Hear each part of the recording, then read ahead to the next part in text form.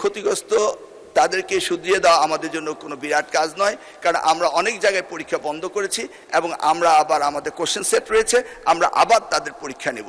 প্রয়োজনে আমরা রি-এক্সামিনও নিতে পারি। আমরা চিটাগাং বোর্ডে এই ব্যবস্থাটি করেছি এবং সেই অবস্থান আমাদের রয়েছে। সেই জন্যই আবার অনুরোধ করব, শিক্ষার্থীরা যার যার পড়ার টেবিলে ফিরে যাক। আমরাই উদ্বিগ্ন তাদের চেয়ে বেশি কিভাবে তাদেরকে আমরা পরীক্ষা সঠিকভাবে নেব এবং এই দুর্যোগ মোকাবেলা করব। প্রাকৃতিক দুর্যোগ এটা বাংলাদেশের খুবই একটা স্বাভাবিক ব্যাপার।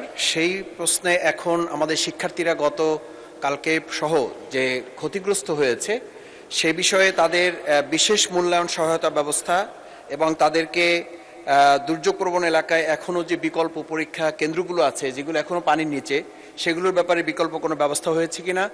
শিক্ষার্থীরা আজকে আন্দোলনে আছে আমি এটা বলবো না, তাদের ক্ষোভ কষ্টের জায়গাটা যেটা এখন তৈরি হয়েছে সেটা প্রশমনে শিক্ষামন্ত্রী বা বর্তমান সরকার কি কার্যকর ব্যবস্থা গ্রহণ করছে আমাদের সন্তানদের পড়াশোনার টেবিলে ফিরিয়ে দেওয়ার জন্য, সে বিষয়ে আপনার মাধ্যমে মাননীয় মন্ত্রীর কাছে জানতে চাই। ধন্যবাদ মাননীয় সদস্য। মাননীয় শিক্ষামন্ত্রী। মাননীয় স্পিকার, আপনাকে অশেষ ধন্যবাদ। মাননীয় সংসদ সদস্যকে, আমাদের সকলেই আমরা উদ্বিগ্ন এই মনসুন সিজনের পরীক্ষাকে নিয়ে। আমরা কনস্ট্যান্ট মনিটরিংয়ে ছিলাম, আছি, সারাদিনই আমরা এই কাজটি করে থাকি। সেখানে দেখা গিয়েছে কোনো কেন্দ্রে যদি পরীক্ষার কেন্দ্রগুলিতে পানি উঠে থাকে তাৎক্ষণিকভাবে আমরা কেন্দ্র সরিয়ে দেই। লোকাল অ্যাডমিনিস্ট্রেশনকে এই দায়িত্ব দেওয়া হয়েছে।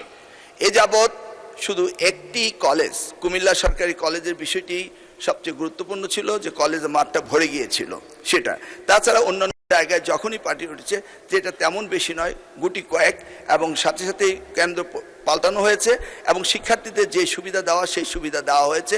এই ব্যাপারে আমরা সবসময় উদ্বিগ্ন ছিলাম। আমরা কন্টিনিউয়াস মনিটরিং করে এই কাজগুলি করছি। যেই সেই ক্ষেত্রে আমরা মনে করি এখনও ক্ষতিগ্রস্ত হয়েছে, ক্ষতিগ্রস্ত তাদেরকে শুধরিয়ে দেওয়া আমাদের জন্য কোনো বিরাট কাজ নয়, কারণ আমরা অনেক জায়গায় পরীক্ষা বন্ধ করেছি এবং আমরা আবার আমাদের কোশ্চেন সেট রয়েছে, আমরা আবার তাদের পরীক্ষা নেব। আমরা আবারও পর্যালোচনা করছি, যদি কোথাও আমাদের প্রশাসনের দুর্বলতার কারণে কোনো শিক্ষা প্রতিষ্ঠানে পানি ওঠার পর যদি পরীক্ষা না দিতে পেরে থাকে, এই জরিপটা আমাদের কাছে আসার পরে আমরা সেইভাবে প্রয়োজনে আমরা রি-এক্সামিনও নিতে পারি। আমরা চিটাগাং বোর্ডে এই ব্যবস্থাটি করেছি এবং সেই অবস্থান আমাদের রয়েছে। সেই জন্যই আবার অনুরোধ করব, শিক্ষার্থীরা যার যার পড়ার টেবিলে ফিরে যাক। আমরাই উদ্বিগ্ন তাদের চেয়ে বেশি কিভাবে তাদেরকে আমরা পরীক্ষা সঠিকভাবে নেব এবং এই দুর্যোগ মোকাবেলা করব। আমি আবারও আশ্বাস দিচ্ছি যে যেই সমস্ত পরীক্ষা কেন্দ্রে এই ধরনের ভুল ত্রুটি হয়েছে সেখানে রি-এক্সামিন নেওয়ার প্রভিশনও আমাদের রয়েছে।